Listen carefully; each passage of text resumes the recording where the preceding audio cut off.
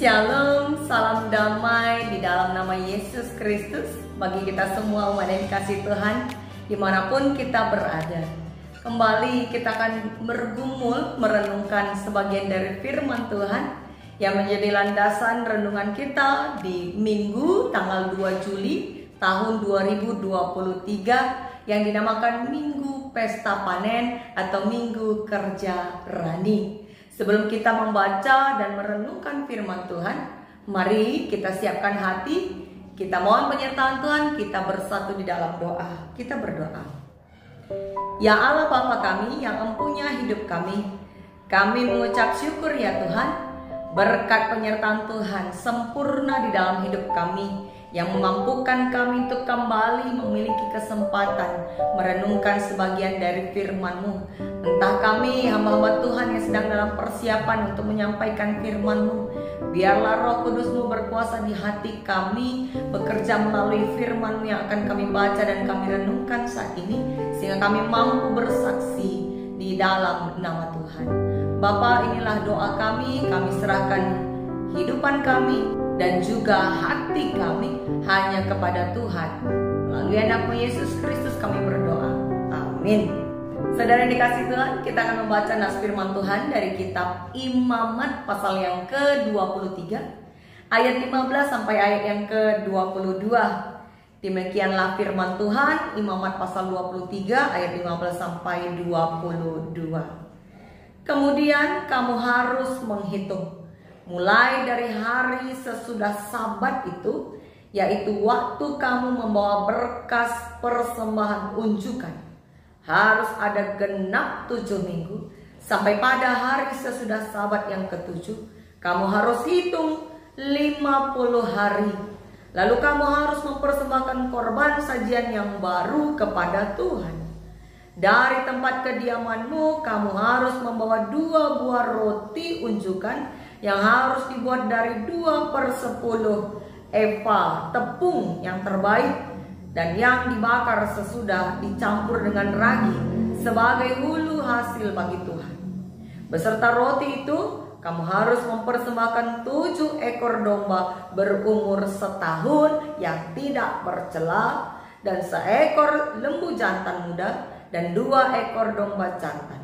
Semuanya itu haruslah menjadi korban bakaran bagi Tuhan, serta dengan korban sajiannya dan korban-korban curahannya, suatu korban api-apian yang baunya menyenangkan bagi Tuhan. Kemudian kamu harus mempersembahkan 1 ekor kambing jantan sebagai korban penghapus dosa, dan 2 ekor domba yang berumur setahun sebagai korban keselamatan. Imam harus menunjukkan semuanya beserta roti hulu hasil itu sebagai persembahan unjukan di hadapan Tuhan, beserta kedua ekor domba itu. Semuanya itu haruslah menjadi persembahan kudus bagi Tuhan dan adalah bagian imam. Pada hari itu juga kamu harus mengumumkan hari raya dan kamu harus mengadakan pertemuan kudus. Janganlah kamu melakukan sesuatu pekerjaan berat.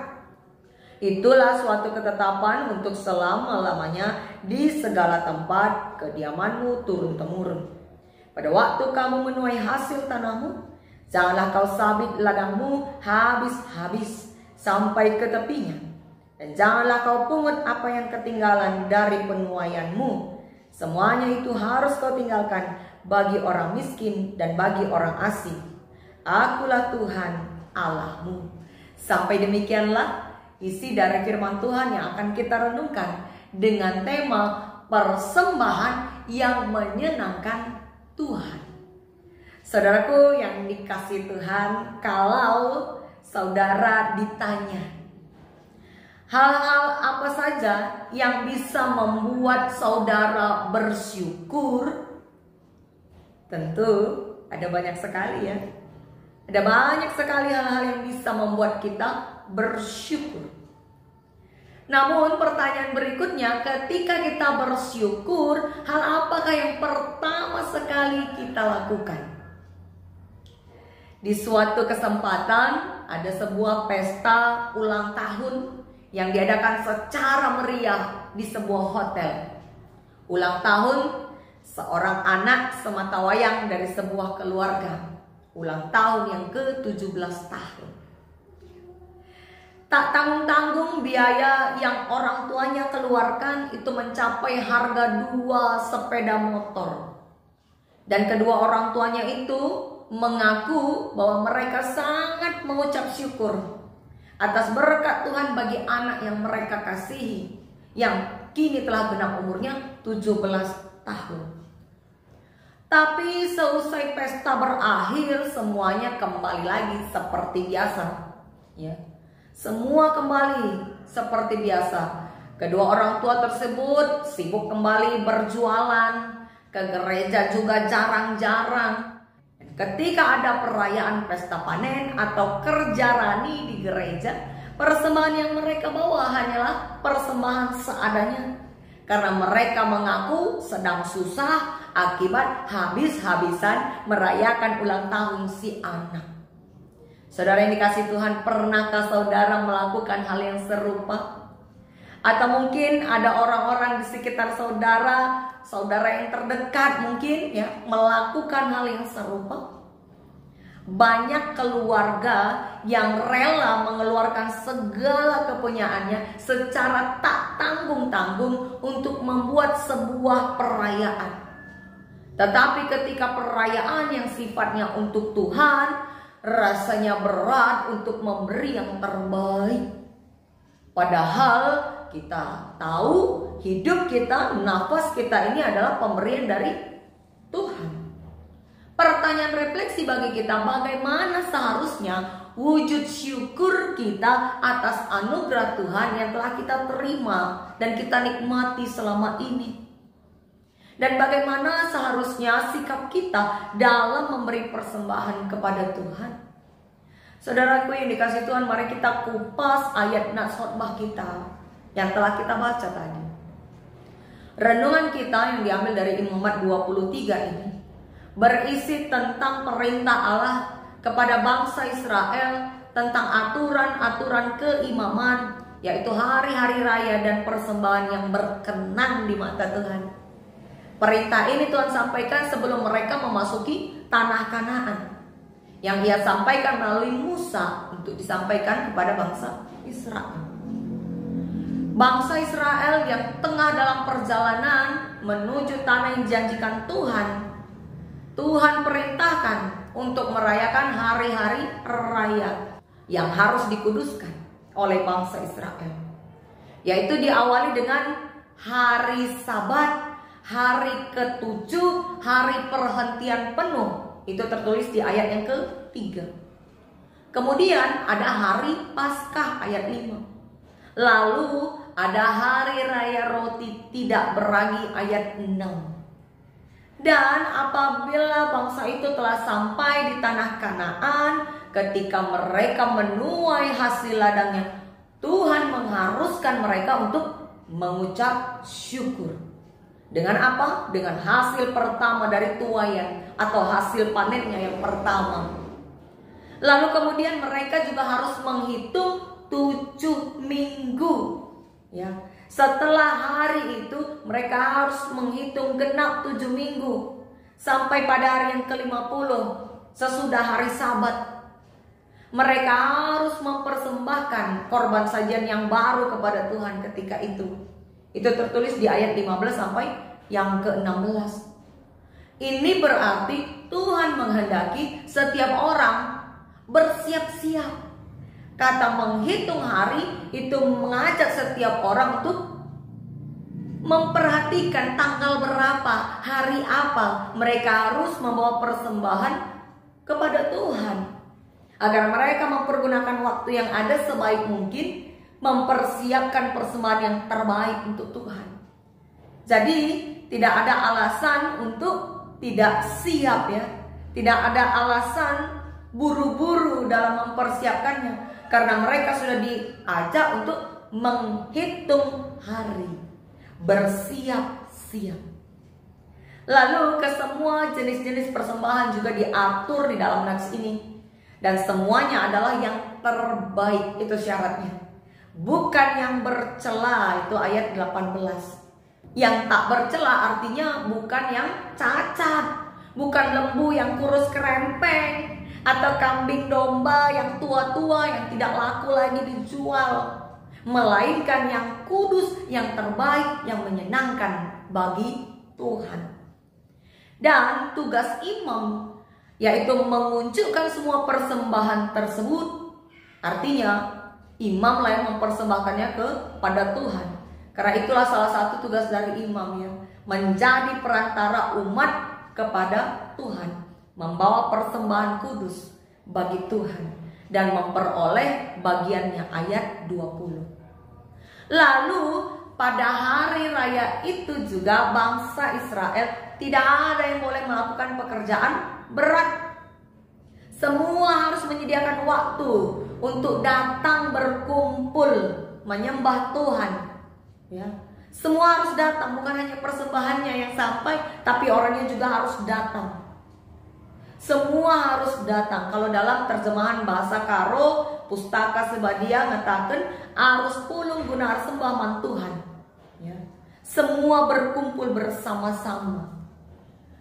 Lalu selain itu, ketika mereka memanen hasil ladangnya, mereka juga diperintahkan jangan panen sampai habis, supaya ada bagian untuk orang miskin dan orang asing. Artinya apa? Tuhan memerintahkan bangsa Israel untuk memperhatikan atau mengingat orang yang susah hidupnya. Karena segala berkat yang Tuhan berikan bagi mereka tidak hanya untuk dinikmati sendiri, tetapi bisa juga dipakai untuk menolong orang yang membutuhkan.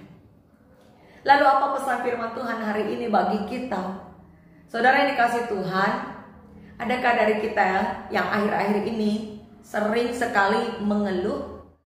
Mungkin ada dari kita yang mengeluh karena situasi ekonomi kita yang sedang terpuruk, atau mengeluh karena banyaknya kebutuhan hidup, ya. Mengeluh itu hanya akan membuat kita lemah, tidak bersemangat dan putus asa. Tetapi sebaliknya, mengucap syukur kepada Tuhan itu memampukan kita mengingat-ingat tanda kasih dan penyertaan Tuhan dalam hidup kita. Maka mari hari ini kita diingatkan untuk mengucap syukur kepada Tuhan. Dan wujud syukur kita kepada Tuhan bukanlah sekedar di bibir saja, syukur oh Tuhan. Bukan. Tentu wujud syukur kita berdasarkan kitab Imamat 23, ada 3 hal yang harus kita ingat. 3 hal wujud syukur kita, yaitu mengadakan persiapan untuk datang menyembah Tuhan. Datanglah menyembah Tuhan, jangan hanya persembahannya saja yang sampai, tapi juga harus datang. Ketika sudah datang, maka hal yang kedua adalah bawalah persembahan yang terbaik, yang menyenangkan hati Tuhan. Lalu yang ketiga adalah memperhatikan orang-orang yang perlu ditolong. Dengan kata lain, kita juga harus melayani. Firman Tuhan hari ini mengingatkan kita untuk selalu mengutamakan Tuhan.